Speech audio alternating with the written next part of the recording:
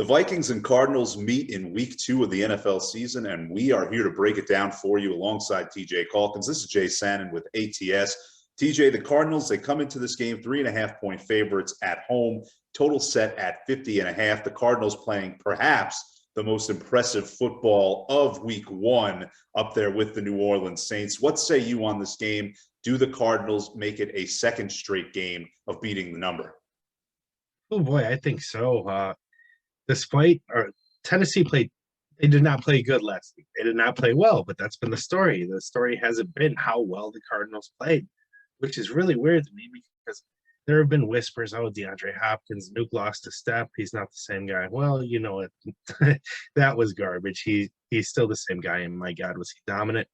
Kyler Murray appears to have taken a step forward again for the second straight year. And I mean, with him running that offense, they didn't even have to unleash Rondale Moore yet, but believe me, that's coming too. And now the matchup this week with the Vikings, a defense that got shredded by Joe Mixon, Joe Burrow, Jamar Chase, T. Higgins. I mean, everybody it was completely an efficient performance all the way across the board from the Bengals. And now the matchup gets more difficult this week, and the Cardinals are in a home game. They were on the road last week. So I think we're going to see the Cardinals absolutely light up the scoreboard. This Vikings defense, I mean, they were essentially bottom 4 in the league in every major category last year, and they're probably worse this year. There were injuries blamed last year. Well, guess what? Griffin, Barr, Kendricks all didn't practice again today. Thursday, we're recording this. So we're just going to see a light up on the scoreboard. The Vikings, they can score, they can throw the ball, but they're just not going to be able to keep pace, and I think the line is egregiously small here. Yeah, and this is a game where, I mean, football in general, right? You can say injuries had a lot to do with things not going the way you want, but guess what? Every team is injured at one point or another. That stops being a valid excuse when it's over the course of full seasons, as it has been with the Vikings. I lean toward the Cardinals in this game. I do have a couple of concerns with them. I mean, first of all, Chandler Jones isn't going to rack up 5 sacks a game.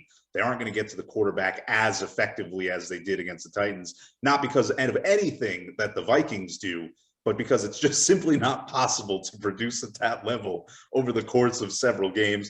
And, for me, the Kingsbury factor does kind of weigh on me. Like, this is a game the Cardinals should win, which are typically the games over the course of his collegiate and pro career that Cliff Kingsbury has lost. So I think the Cardinals should blow out the Vikings here, especially with those injuries on defense. But I am a little hesitant based off of that. No, I hear you. Especially, you made a great point on the defensive side with Chandler Jones. I mean, Taylor Lewan came out and said, "Hey, he ate my lunch. Thanks for exposing me. I have to get better." Taylor Lewan is an all-pro player, so that's a significant thing.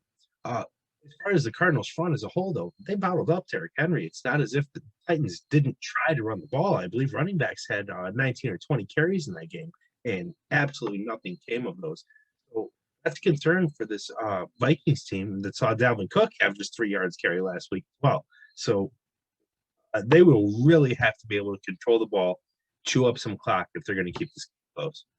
The Vikings last week, 5.4 yards per play for and against, a perfectly evenly matched game against the Cincinnati Bengals, which is concerning, TJ, because it was the Cincinnati Bengals. So that doesn't bode well for this contest. TJ, thank you for your expertise on this contest. For more from TJ on this game, be sure to check out ats.io. For TJ Calkins and Jay Sanin, saying see you later. Good luck on your NFL action, both in Arizona and beyond.